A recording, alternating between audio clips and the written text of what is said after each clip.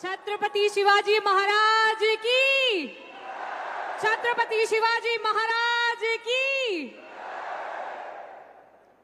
Today in 12th annual conclave of भारतीय छात्र संसद, मंच पे सभी आदरणीय महानुभावों को मैं नमस्कार करती हूँ, प्रणाम करती हूँ।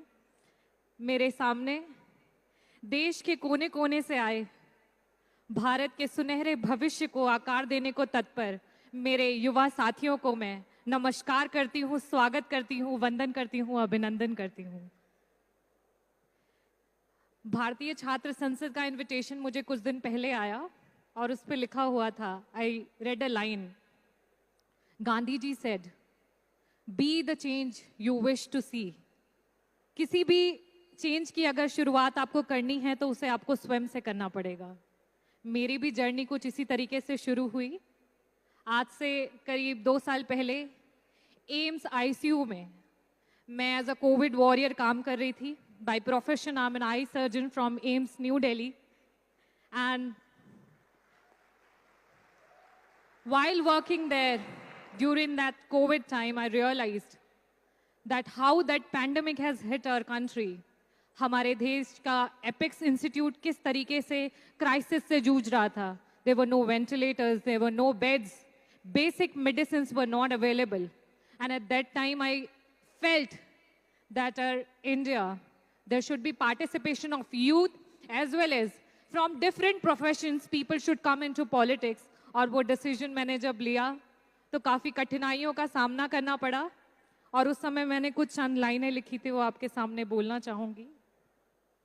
सफल होना है तो कदम भारी रख, सफल होना है तो कदम भारी रख, बाहर निकल तूफानों से यारी रख, कदम कदम पर मिलेंगी मुश्किलें ये तय है, पर तू निरंतर अपना सफर जारी रख, तू निरंतर अपना सफर जारी रख।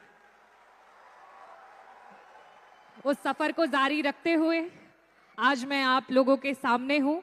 मैं धन्यवाद करना चाहती हूँ भारतीय छात्र संसद के आयोजक और संस्थापक श्री विश्वनाथ कराड़ जी, श्री राहुल कराड़ जी को। मैं अपनी विधानसभा, मछली शहर विधानसभा और उत्तर प्रदेश की जनता की तरफ से बहुत बहुत धन्यवाद करना चाहती हूँ।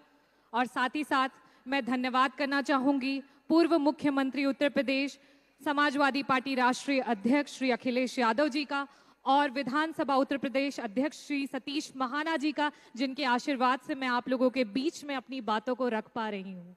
मैं आज युवा विधायक सम्मान से सम्मानित हो रही हूँ और एक युवा होने के नाते मैं आप सभी से कुछ कहना चाहती हूँ। दशकों से हमारी राजनीति में कई प्रकार के बदलाव आए हैं और आज हम 21वीं सदी में हैं और इस 21वीं सदी की राजनीति में आप युवाओं का एक बहुत ही महत्वपूर्ण योगदान है। आज हम युवाओं को एक साथ मिलकर के इस राजनीति में, इस देश में, इस समाज में एक महत्वपूर्ण बदलाव लाने की जरूरत है।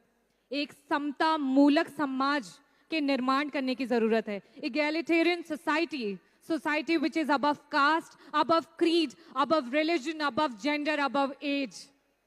और जिस तरीके से मैंने कहा कि जब भी हम कोई नई चीज सोचते हैं तो उसमें कई सारी कठिनाइयों का सामना करना पड़ता है और वैसे ही हम सबको भी करना पड़ेगा। लेकिन अगर हम, भारत देश युवाओं का देश है और जब सारे युवा एक स्वर में आवाज उठाएंगे तो वो आवाज देश के कोने कोने तक जाएगी, देश के कोने कोने तक जाएगी।